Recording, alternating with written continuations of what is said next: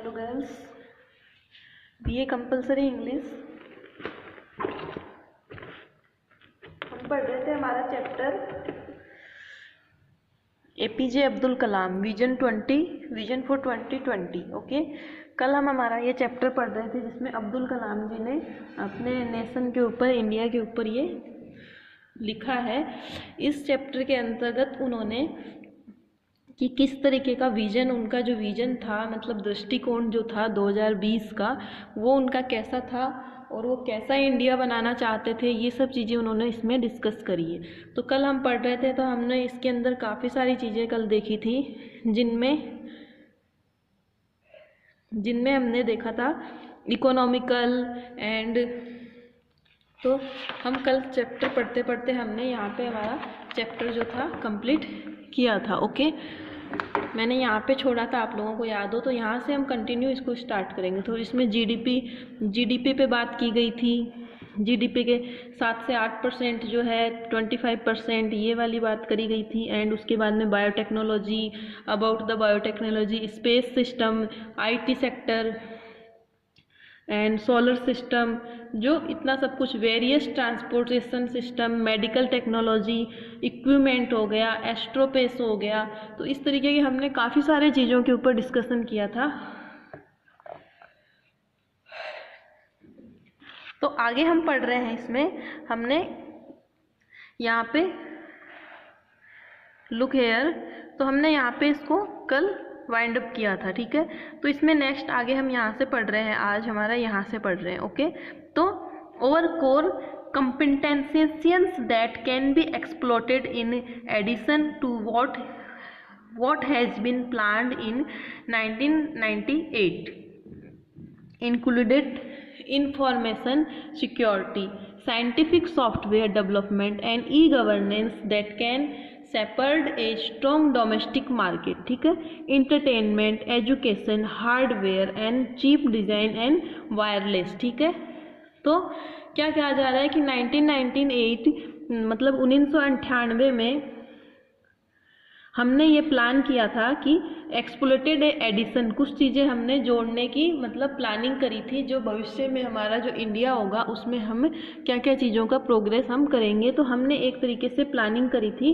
तो included information, उनके अंदर जो इन्फॉर्मेशन थी, जो सूचनाएं थी, उसमें सिक्योरिटी के बारे में, साइंटिफिक सॉफ्टवेयर डेवलपमेंट जो होता है, सॉफ्टवेयर डेवलपमेंट के बारे में, ई गवर्नेंस के बारे में, that can shepherd a strong domestic market, अपना जो मार्केट है, जो मीन्स बाजार जो है, वाणिज्य बाजार जो है, अर्थव्यवस्था जो है, वो किस तरीके से होनी चाहिए, स्ट्रॉन्ग होनी चाहिए एक तरीके से। ठीक है, एंटरटेनमेंट में, एजुकेशन, शिक्षा के क्षेत्र में, hardware and cheap design and wireless, जिस तरीके से अपन मोबाइल वगैरह और जो वायरलेस सिस्टम है, जिनमें विदाउट ए वायर जो चीज़ें काम की जाती है, उनको वायरलेस कहा जाता है। ठीक है, if we exploit these areas of our core competency we can created India MNCS and aim is to target air of $150 billion and by 2010। तो 1998 में ये प्लानिंग किया गया था कि इन सब क्षेत्रों में हम अगर हम अपना एम हासिल कर लेते हैं, हम हमारा लक्ष्य तक प्राप्त कर लेते हैं, तो इन सब एरियाज़ के अंदर हमारा लक्ष्य जब प्राप्त कर लेंगे तो हमारा जो इंडिया होगा वो किस तरीके का इंडिया बनाएंगे हम। MNCN एम टारगेट, हमारा जो टारगेट होगा वो 2020 तक कहाँ तक पहुँच जाएगा, $150 बिलियन में। ठीक है, $150 बिलियन में हमारा एम 2010 में पहुँच जाएगा। ये प्लानिंग की गई थी 1998 में। ठीक है, 98 में, और 2010 में कितना तक पहुंचाने का था, competency we can created India, हम एक ऐसा भारत बनाएंगे जो MNSC है, MNSC एंड एम टारगेट है। ठीक है, another core competence we should develop in a biotechnology. ठीक है, दूसरा जो हमारा लक्ष्य था वो किस क्षेत्र में था, वो बायोटेक्नोलॉजी में था। ठीक है, तो बायोटेक्नोलॉजी के द्वारा इंडिया का डेवलपमेंट करना दूसरा लक्ष्य था। India is reach in herbs, India जो है बायोटेक्नोलॉजी, बायोलॉजी से ही बनता है बायोटेक्नोलॉजी, ठीक है, जिसके अंदर पेड़ पौधे पादप जो आते हैं, अपने वनस्पति विज्ञान हो गया, एंड जो अपने जो ग्रेन्स हैं, अनाज वगैरह हैं, ये सब चीज़ें जो है उनका डेवलपमेंट करना था। इट मीन्स कि डेवलपमेंट ऑफ द जो अपना कृषि क्षेत्र है, ठीक है, कृषि क्षेत्र का डेवलपमेंट करना हो गया। तो हमारा दूसरा जो लक्ष्य है वो कौन सा है कि कृषि के क्षेत्र में हमें विस्तार से डेवलपमेंट करना है, क्योंकि भारत जो है, India is rich in herbs, herbs के मामले में ग्रैम प्लांट्स एंड माइक्रोग्रेनिजियम, तो इन सब चीज़ों के मामले में हर्ब्स में जड़ी बूटियाँ जो होती हैं, ग्रैम प्लांट्स जो होते हैं जैसे बीज पादप वगैरह जो हैं, अनाज जो है, इन सब चीज़ों के मामले में भारत जो क्या है वो काफ़ी अच्छे लेवल पे, रिच लेवल पे, क्योंकि भारत को एक कृषि प्रधान देश कहा जाता है कि सबसे ज़्यादा खेती जो होती है वो कहाँ होती है, भारत के अंदर होती है, इंडिया में होती है। So there is the India is the rich country on the biotechnology. Okay,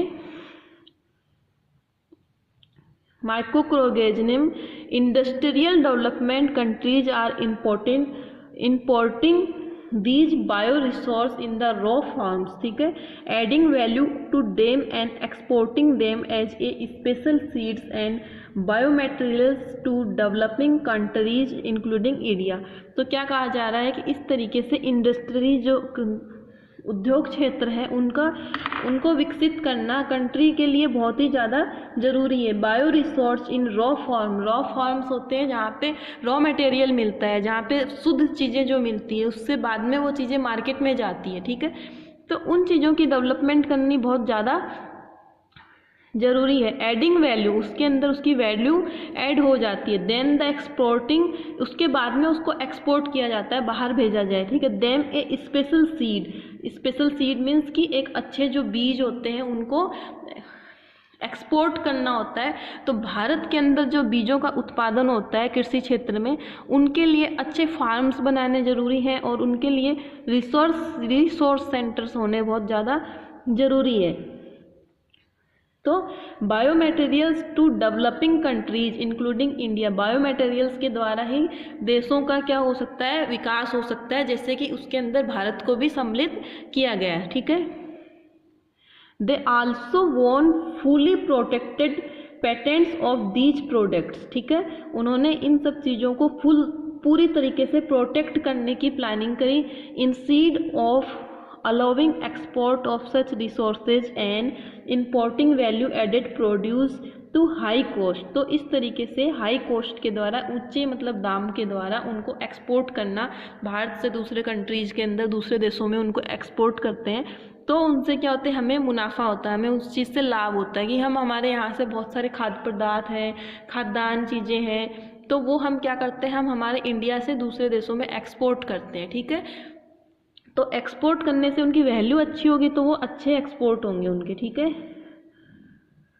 India must add its own technology for convention of such resource to value added products for use in domestic requirement as well as for export of the global herbal products market of $61 billion. तो क्या कहा जा रहा है, India अपनी technology के अंदर इन सब चीज़ों को वैल्यू बढ़ाने के लिए एक अपनी खुद की टेक्नोलॉजी होनी चाहिए, जिसके द्वारा ग्लोबल हर्बल मीन्स कि पूरी विश्व के अंदर हम इस चीज़ को, अपने हर्बल प्रोडक्ट्स को, हम हमारे हर्बल चीज़ें जो है तो हम उन चीज़ों को सप्लाई कर सके पूरे विश्व के अंदर, ठीक है। तो इसके द्वारा क्या होगा, इसके द्वारा as well as for export of the global herbal product market, जो हमारे मार्केट के अंदर हमारे मुनाफा होगा वह $61 बिलियन, ठीक है। China has a share of around $3 billion, जिसमें से चाइना जो है वो इंडिया के साथ शेयर करता है $3 बिलियन जो है वो शेयर्स करता है, where as India share is not even 100 millions, ठीक है, $100 millions. Hence there is tremendous opportunity of a higher market share. तो इस तरीके से मतलब चाइना सिर्फ 3 बिलियन प्रोडक्ट जो है वो अपने शेयर्स करता है। तो इस तरीके से हमारे पास एक बहुत अच्छी अपॉर्चुनिटी है कि इंडिया के पास अच्छी अपॉर्चुनिटी है मार्केट में अपने प्रोडक्ट्स को शेयर करने की। India has similar potential for promoting floriculture and aquaculture in a big way. इस तरीके से भारत के पास बहुत अच्छी मात्रा में खाद्य पदार्थ हैं जिसके द्वारा काफ़ी कुछ हम उन्नति कर सकते हैं। तो इस तरीके से अब्दुल कलाम ने मतलब पूरे इंडिया की अर्थव्यवस्था, इकोनॉमिक जो कंडीशन है, बायोटेक्नोलॉजिकल जो कंडीशन है, हर चीज़ों को एक बहुत बारीक दृष्टि से देखा और उसी के अकॉर्डिंग उन्होंने विजन 2020 जो आने वाले 2020 की कल्पना करी और उसके अकॉर्डिंग उन्होंने ये आपका जो चैप्टर है, ये निबंध जो है, लेख है, उन्होंने लिखा। तो उनका जो मानना था वो ये था कि इंडिया को डेवलपमेंट में लेके आना, इंडिया को कैसे भी करके इंडिया के अंदर डेवलपमेंट लेके आना। उनकी जो मेन जो उनकी जो थीम थी वो थी डेवलपमेंट ऑफ इंडिया। तो आगे क्या है, our prime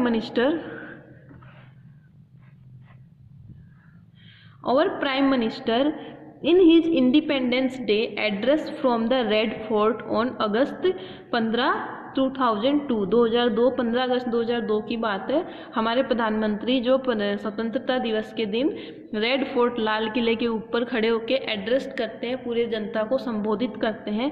declare that India would become a developed nation by 2020। तो उन्होंने 2002 के अंदर डिक्लेयर किया था, घोषित किया था कि 2020 तक आने तक जो इंडिया है वो एक सबसे शक्तिशाली और सबसे डेवलप्ड कंट्री बन जाएगा।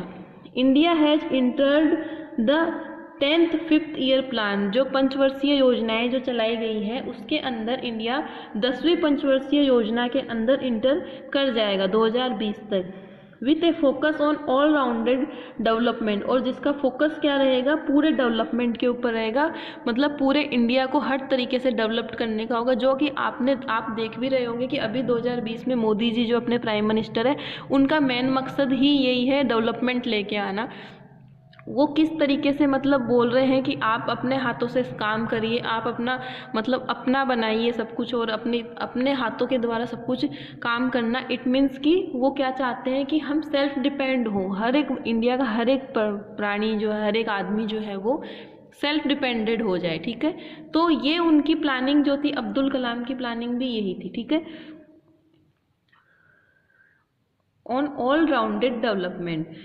The 10th plan is a very vital period as it has to lay a foundation of this journey of transformation by intending mission projects that will bring economic strength to the nation. क्या कह रहे हैं, 10वीं जो planning थी, 10वीं पंचवर्षीय योजना का जो प्लानिंग का जो पीरियड रहेगा वो बहुत ही महत्वपूर्ण होगा और बहुत ही ट्रांसफॉर्मेशन वाला होगा, जो हर तरीके से एक मिशन की तरह होगा, जो इकोनॉमिकल स्ट्रेंथ, अर्थव्यवस्था को बहुत ज़्यादा मजबूत बनाएगा, भारत की अर्थव्यवस्था को जो काफ़ी ज़्यादा मजबूत बना देगा। In order to realise developed India by 2020। तो इस तरीके से 2020 तक जो है इंडिया एक डेवलप्ड कंट्री में कन्वर्ट हो जाएगा, विकासशील देशों की श्रेणी में आ जाएगा और इंडिया जो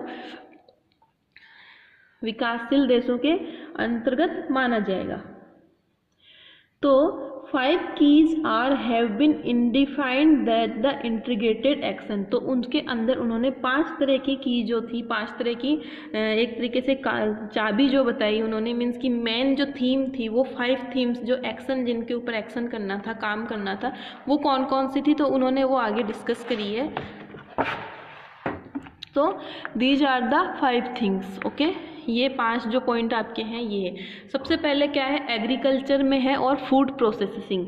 एग्रीकल्चर मीन्स आप जान गए हो, खेती बाड़ी जो होती है, किसान जो होता है, खेती वगैरह अनाज के बारे में, और फूड प्रोसेसिंग खाद्य पदार्थों के ऊपर था। ठीक है, तो सबसे ज़्यादा महत्वपूर्ण क्या है, इंडिया का जो बेस है वो सबसे ज़्यादा महत्वपूर्ण बेस है भारत का किसान। ठीक है, भारत का किसान ही भारत को सबसे आगे लेके जा सकता है। तो उनका जो मेन फोकस था, फर्स्ट की उनकी क्या थी, agriculture. Agriculture and food processing, जिसके द्वारा with A target of 360 million tons of food and agriculture products in a year, प्रत्येक साल के अंदर उनको 360 मिलियन टन्स फूड खाना और एग्रीकल्चर के प्रोडक्ट्स जो है कृषि पदार्थ जो है वो एक टारगेट बनाया गया है कि एक साल में कितना 360 मिलियन टन फूड हमारे पास प्रोडक्ट प्रोड्यूस करना है, एक साल में हमारे पास इतना भोज्य पदार्थ जो हमें वो प्रोड्यूस करना है, हमें वो बनाना है, मीन्स वो हमें हमारा टारगेट था वो।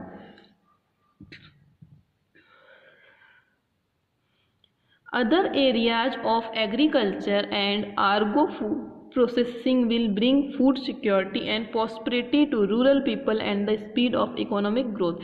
दूसरा जो एरिया था वो एग्रीकल्चर के द्वारा ही, कृषि क्षेत्र के द्वारा ही ऐसे भोज्य पदार्थों की निर्माण करना, फूड्स की जो सिक्योरिटी थी कि भाई इनके अंदर मिलावट ना हो, ये सब चीज़ें ना हो, और प्रॉस्पेरिटी रूरल पीपल, जो गरीबी रेखा के नीचे जो गरीब लोग आते हैं उनकी गरीबी को और उनके खाने की मतलब जो कमी है उस चीज़ को ख़त्म करना उनका लक्ष्य था। तो इसके द्वारा एक इकोनॉमिक ग्रोथ, हम स्पीड ऑफ इकोनॉमिक ग्रोथ, इसके द्वारा हम इकोनॉमिकल अर्थव्यवस्था से हम इस तरीके से अपनी ग्रोथ बढ़ा सकते थे।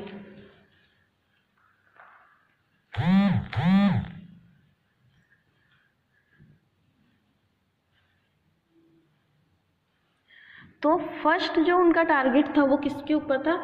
एग्रीकल्चर पे, ठीक है। फर्स्ट टारगेट था उनका एग्रीकल्चर पे। Education and health care, second is the education, first agriculture, दूसरा था शिक्षा के क्षेत्र में, एंड हेल्थ केयर मीन स्वास्थ्य के क्षेत्र में, चिकित्सा, कृषि क्षेत्र, एजुकेशन, शिक्षा क्षेत्र, ठीक है।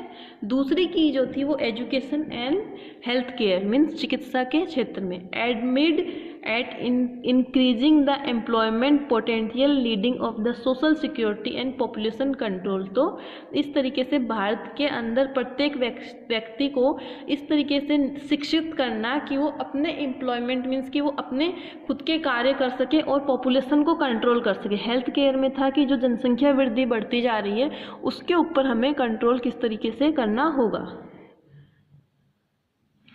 थर्ड था infrastructure development including reliable and quality electric power of the all parts of the country, ठीक है। इसके अंदर इंफ्रास्ट्रक्चर के अंदर था कि हम जो इलेक्ट्रॉनिक पावर है, जैसे सोलर सिस्टम है, सोलर से सूरज से हम इलेक्ट्रिक पावर बना रहे हैं, पानी से हम इलेक्ट्रॉनिक पावर बना रहे हैं, बिजली का जो क्षेत्र है, ठीक है, बिजली के क्षेत्र के अंदर किस तरीके से हम हमारी देश को विकास की कंट्री पे ला सकते हैं। All parts of country with is a vital for the core sectors, ठीक है, इस तरीके से था। Information and communication technology, third. Fourth information and communication means जैसे टेलीफोन है, मोबाइल्स हैं, एंड जो हम वीडियो कॉलिंग कर रहे हैं, हम टेली कॉलिंग कर रहे हैं, इंफॉर्मेशन जैसे मीडिया है, ये सब चीज़ें हैं, वो चीज़ें किस तरीके से उसमें हमें किस तरीके से काम करना है और उसमें हमें किस तरीके से आगे बढ़ावा करना है। तो this is one of our core competencies promoting education in remote areas and creating massive employment and national wealth through export earning, ठीक है। तो इसके द्वारा हम किस तरीके से हम इन सब चीज़ों के अंदर प्रमोट कर सकते हैं, एजुकेशन को कैसे प्रमोट करना है, बढ़ाना है, आगे तक लेके जाना है, कम्पिटेंशियंस कैसे करनी है, रिमोट एरियाज कैसे करने हैं, नए चीज़ों को, एम्प्लॉयमेंट को, नेशन को वेल्थ की तरफ कैसे, इसके अंदर सब चीज़ें अर्निंग कैसे करनी है, तो ये सब चीज़ें इसके अंदर हमने शामिल करी।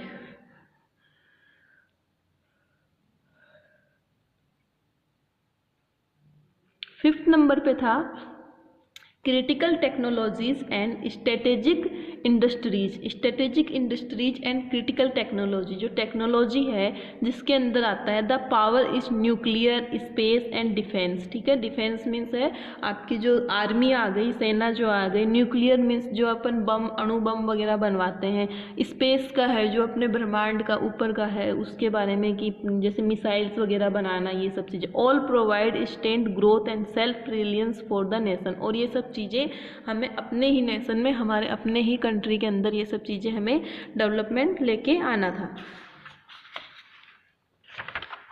थोड़ा सा लंबा चैप्टर है और थोड़ी सी हार्ड लैंग्वेज है, तो आप लोग इसको गौर से पढ़िए। अगर नहीं पढ़ पा रहे हो तो आप वीडियो सुनोगे तो भी आपको अच्छे से समझ में आ जाएंगे। तो ये सब चीज़ें उन्होंने प्लान की गई थी 2020 तक। ठीक है, आने वाले 1908 में ये प्लानिंग चली थी उस टाइम पे, और 2010 में ये प्लानिंग होती हुई आई थी, और 2002 के अंदर जब प्राइम मिनिस्टर ने इंडिकेट किया तो 2020 तक की ये प्लानिंग थी। ठीक है,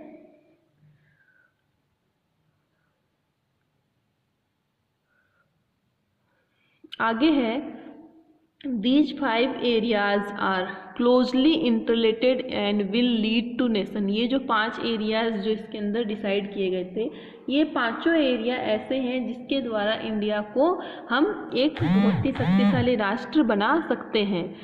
food and economics security, food और इकोनॉमिक्स की सिक्योरिटी बहुत ज़्यादा जरूरी है। A strong partnership among the R&D, academia, industry, business and the community as a whole with government department and agencies will be extended to accomplish the vision। तो इस तरीके से एक अच्छी पार्टनर कंपनियों के बीच में और गवर्नमेंट के बीच में एक अच्छी पार्टनरशिप्स होनी चाहिए, जैसे R&D है इस तरीके से।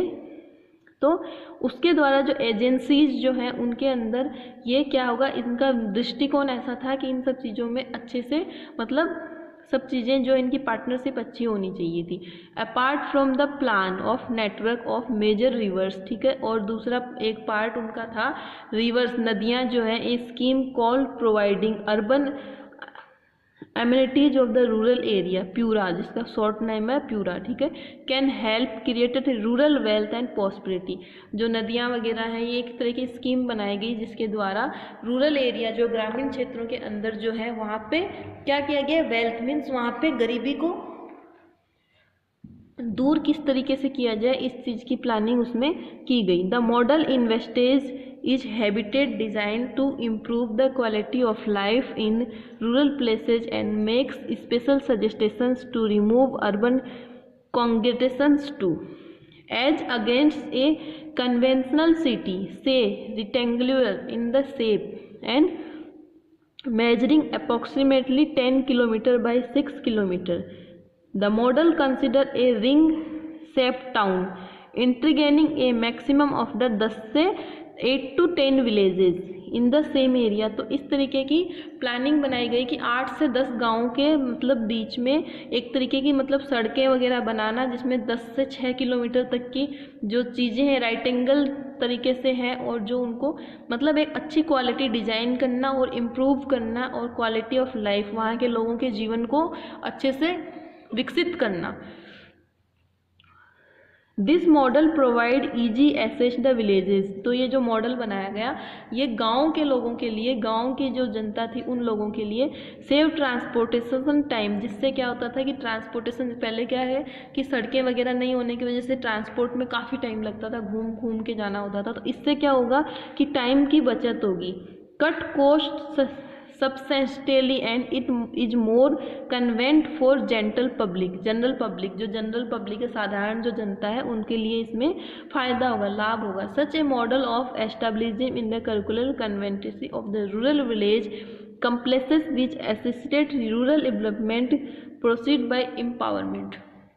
तो इस तरीके की प्लानिंग जो बनाई गई उस प्लानिंग के द्वारा कि ग्रामीण क्षेत्रों के अंदर विकास किस तरीके से किया जाए, ग्रामीण क्षेत्रों को किस तरीके से एक से दूसरे गाँव को जोड़ना, 10 से 6 किलोमीटर की दूरी पे जो गाँव वगैरह हैं उनको एक साथ कैसे जोड़ा जाए, और इस तरीके से जो वहाँ के लोगों का डेवलपमेंट किस तरीके से किया जाए। तो ये सारी प्लानिंग उसके अंतर्गत की गई। ठीक है, तो यहाँ तक हो गया। द नेशन स्ट्रेंथ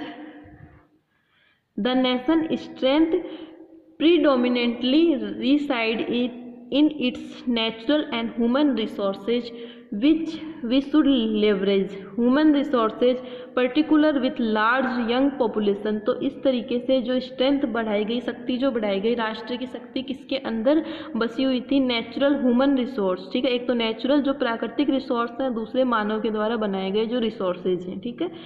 तो मानव के द्वारा बनाए हुए रिसोर्सेज के अंदर particularly with large young population, ठीक है, बहुत लंबी मात्रा में जो एक जनसंख्या है, is the unique core strength of the nation. वो ही भारत की राष्ट्र की एक सबसे बड़ी शक्ति है कि यहाँ की जनसंख्या, जब भारत आपने देखा होगा कि भारत की जो जनता है वो पूरी एक हो जाती है तो हर किसी चीज़ को हिला देती है। तो सबसे बड़ी स्ट्रेंथ जो है वो क्या है इसकी?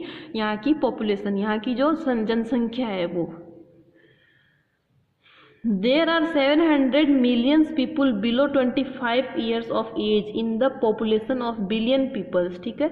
जो भारत की जनसंख्या के अंदर 700 मिलियन पीपल जो 35 साल की उम्र से नीचे हैं, जो कि काफ़ी मात्रा में है, ठीक है। बिलियंस ऑफ द पीपल, जो कि बहुत सारे लोगों में है, ठीक है। The nation needs young leaders who can command the change of the transformation of India। जो भारत के राष्ट्र को ज़रूरत है यंग लीडर्स की, जवान जो लीडर्स उन लोगों की जो भारत को ट्रांसफॉर्म कर सकते हैं, बदल सकते हैं, इंडिया को बदल सकते हैं, डेवलपमेंट ला सकते हैं, और embedded with the knowledge society of now to 20 years. तो आने वाले 20 सालों में एक भारत को अच्छी सोसाइटी की तरफ लेके जा सकते हैं। तो युवा जो थे उनसे ये उम्मीद की गई है। Quality leaders are like magnet. तो क्या कहा जा रहा है कि जो क्वालिटी लीडर्स जो होते हैं, अच्छे जो लीडर होते हैं, वो किसकी तरह होते हैं? चुंबक की तरह होते हैं, जो will attack the best person to build a team. ये लाइन बहुत अच्छी है कि क्वालिटी लीडर्स जो होते हैं वो मैग्नेट की तरह होते हैं, जो अट्रैक्ट करते हैं बेस्ट पर्सन, अच्छे लोगों को अट्रैक्ट करते हैं, अपनी तरफ शामिल करते हैं, जोड़ते हैं और एक टीम बनाते हैं और एक organisation, and give inspiring leadership even during failure of mission. They are not afraid to risk. वो कोई भी रिस्क लेने में नहीं डरते। The creates of vision in ignite the young mind and particular. जवान लोग जो हैं, जो एक अच्छे लीडर हैं, वो उनके माइंड की पावर जो होती है वो एक स्ट्रेंथ वाली होती है, एक अच्छी वाली होती है, ठीक है। तो what are the qualities of such a creative leader. तो इसी ऐसे लीडर्स के अंदर कौन सी क्वालिटीज होनी चाहिए? क्रिएटिव लीडर जो है, जो निर्माण करने वाले जो लीडर है, उनकी क्या क्वालिटी होनी चाहिए, वो क्वेश्चन कर रहे हैं।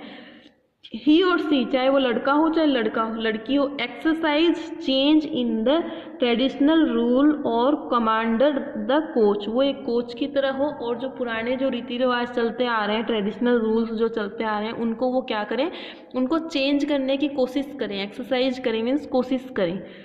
फॉर मैनेजर टू मेंटर, वो एक तरीके के मेंटर भी हो, मेंटर मीन्स कि एक नेता भी हो, वो मैनेजर भी होने चाहिए उनमें। फ्रॉम डायरेक्टर, उनमें डायरेक्टर भी हो, डेलीगेटर भी हो, and from one who demands respect and one who fertilized self respect, जिनकी अपनी आत्मरक्षा हो और जो अपनी रेस्पेक्ट के लिए डिमांड कर पाए। ऐसे लीडर्स की जरूरत थी उनको, ठीक है। The higher the potential of the creative leaders in a nation. इस तरीके के लीडर ही भारत को, राष्ट्र को आगे लेके जा सकते हैं। The higher the potential of success, जो of vision like developed India, जिनका विजन, जिनका दृष्टिकोण ही सक्सेस की तरफ हो, हमेशा सक्सेस के बारे में सोचते हो, वो ही लोग कैसा इंडिया बना सकते हैं? डेवलप्ड इंडिया निर्माण कर सकते हैं। डेवलप्ड इंडिया वो ही लोग बना सकते हैं। तो थोड़ा सा बच रहा है, नेक्स्ट क्लास में हम पढ़ेंगे। आज हम इसको यहीं तक पढ़ रहे हैं, आप इसको पढ़ना और इसके बाद में आपको अच्छे से समझ में आ जाएगा कि क्या है इसके अंदर, किस तरीके से कमांड बनाई गई है, किस तरीके से 5 सेक्टर्स के अंदर काम करना है, जिसके अंदर कौन कौन से सेक्टर्स है। एग्रीकल्चर, कृषि का क्षेत्र है, शिक्षा का क्षेत्र है, आपका हेल्थ केयर आ गया, चिकित्सा का आ गया, इंफ्रास्ट्रक्चर आ गया, जिसके अंदर अपनी इलेक्ट्रॉनिक पावर वगैरह आ गई, इंफॉर्मेशन आ गया, सूचना का क्षेत्र आ गया, कम्युनिकेशन का आ गया, टेक्नोलॉजी आ गई, क्रिटिकल टेक्नोलॉजी, आर्मी आ गई, स्ट्रेंथ आ गई। ये सब चीज़ें इसमें 5 जो क्षेत्र बताए, इसके अंदर डेवलपमेंट आना बहुत ज़्यादा इम्पोर्टेंट होगा।